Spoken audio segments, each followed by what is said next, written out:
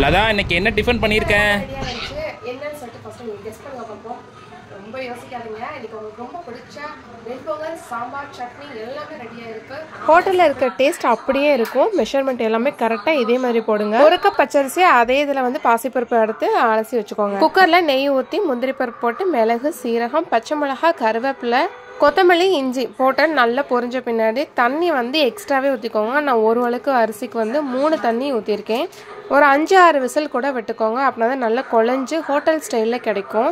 லாஸ்ட்டாக அரிசி ஆட் பண்ணி ஒரு 5 விசில் விட்டுறலாம். பொன்மலிங்க நம்ம மேலே போகும்போது வேகத்தை கட்டுப்படுத்தலாம், ஆனால் கீழே விழும்போது கட்டுப்படுத்த முடியுமா? முடியவே முடியாது. யூடியூப் ஆரம்பிக்கும் போது ஸ்டார்டிங்கில் வியூஸும் சப்ஸ்கிரைபர்ஸும் வந்துகிட்டே இருந்தாங்க. திடீர்னு ஸ்டாப் ஆச்சு. இப்போ வரைக்கும் ஸ்டாப்பாக தான். மேலே ஏறும்போது ஸ்டாப் பண்ணலான்னு நினச்சேன். இப்போ கீழே இறங்க போகிறோம். ஸ்டாப் பண்ணுறதுக்கு மனசே வரல. என்னோட ஹோட்டல் ஸ்டைல் வெண்பொங்கல் ப்ளஸ் ஒரு சாம்பாரும் ஹோட்டல் ஸ்டைலே வச்சுருக்கேன். இப்படி லைட்டாக லைக்கை தட்டிருங்க.